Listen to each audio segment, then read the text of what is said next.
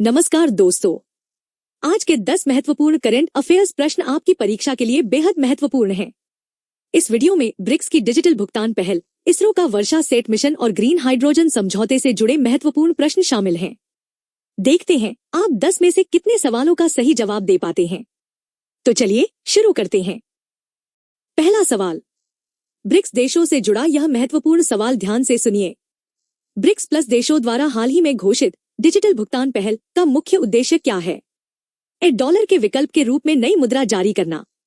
B, सदस्य देशों के बीच डिजिटल भुगतान प्रणालियों जैसे यूपीआई का आपसी जुड़ाव। सी, केवल सोने का व्यापार डिजिटल करना। डी, सदस्य देशों के बीच टैक्स कम करना। सोचिए सही जवाब। सही उत्तर है बी, सदस्य देशों के बीच डिजिटल भुगतान प्रणालियों का आपसी जुड़ाव। व्याख्या, ब्रिक्स ने एक साझा फ्रेमवर्क पर हस्ताक्षर किए हैं ताकि अलग अलग देशों की डिजिटल भुगतान प्रणालियां आपस में सुरक्षित और तेजी से काम कर सकें। दूसरा सवाल, अंतरिक्ष विज्ञान से जुड़ा यह महत्वपूर्ण सवाल ध्यान से सुनिए। इसरो के वर्षासेट मिशन का प्राथमिक लक्ष्य क्या है? ए, मंगल ग्रह की मिट्टी का अध्ययन। बी, मानसून के दौरान वर्षा पैटर्न की वास्तविक समय में निगरानी। सी, केवल समुद्री तूफान की चेतावनी। डी, उपग्रहों का कचरा हटाना। सोचिए सही जवाब। सही उत्तर है बी, मानसून के दौरान वर्षा पैटर्न की वास्तविक समय में निगरानी। व्याख्या, यह उपग्रह भारतीय मानसून की अनिश्चितताओं को बेहतर ढंग से समझने और सटीक मौसम पूर्वानुमान के लिए विशेष रूप से विकसित किया गया है। तीसरा सवाल, हरित ऊर्जा से जुड़ा यह महत्वपूर्ण सवाल ध्यान से सुनिए। भारत और स्वीडन के बीच हुआ ग्रीन हाइड्रोजन समझौता किस क्षेत्र के लिए सबसे महत्वपूर्ण है? ए, कृषि क्षेत्र में मशीनीकरण। बी, भारी उद्योग जैसे स्टील और सीमेंट का डिकार्बोनाइजेशन। सी, केवल इलेक्ट्रिक बस निर्माण। डी, घर की बिजली आपूर्ति। सोचिए सही जवाब। सही उत्तर है बी, भारी उद्योग जैसे स्टील और सीमेंट का डिकार्बोनाइजेशन। व्याख्या, भारी उद्योगों में कार्बन उत्सर्जन कम करने के लिए भारत और स्वीडन ने संयुक्त रूप से उन्नत ग्रीन हाइड्रोजन तकनीक साझा करने का फैसला किया है। चौथा सवाल, डिजिटल बैंकिंग से जुड़ा यह महत्वपूर्ण सवाल ध्यान से सुनिए। आरबीआई के ऑफलाइन डिजिटल रुपया परीक्षण में किस तकनीक का उपयोग किया जा रहा है? ए, ब्लूटूथ आधारित NFC. B, QR code. C, IR sensor. D, radio तरंगे। सोचिए सही जवाब। सही उत्तर है ए, ब्लूटूथ आधारित एनएफसी। व्याख्या, यह तकनीक इंटरनेट न होने पर भी दो मोबाइल डिवाइसों के बीच सुरक्षित लेनदेन को संभव बनाती है। पांचवा सवाल, कृषि और खाद्य सुरक्षा से जुड़ा यह महत्वपूर्ण सवाल ध्यान से सुनिए। वैश्विक खाद्य सुरक्षा सूचकांक में मोटे अनाज मिलेट्स के निर्यात में भारत का क्या स्थान है? ए, पहला। बी, दूसरा। सी, तीसरा। डी, चौथा। सोचिए सही जवाब। सही उत्तर है ए, पहला। व्याख्या, भारत दुनिया में मोटे अनाज का सबसे बड़ा उत्पादक और निर्यातक देश बना हुआ है।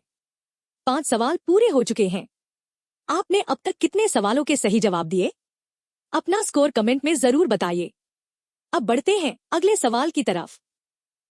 छठा सवाल, शिक्षा और आर्टिफिशियल इंटेलिजेंस से जुड़ा यह महत्वपूर्ण सवाल ध्यान से सुनिए। यूनेस्को द्वारा शुरू किए गए एआई साक्षरता अभियान का मुख्य केंद्र क्या है?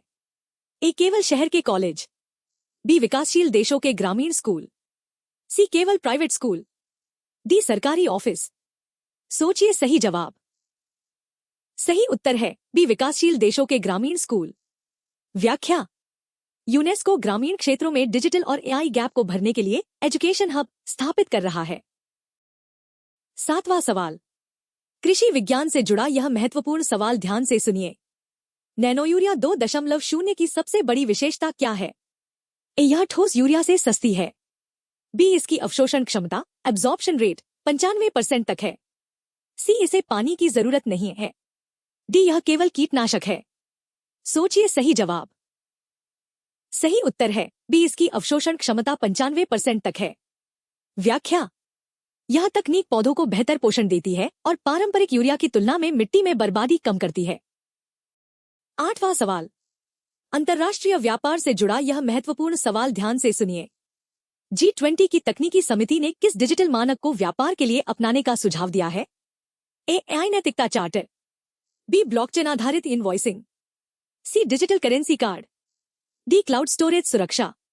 सोचिए सही जवाब। सही उत्तर है बी, ब्लॉकचेन आधारित इनवॉइसिंग।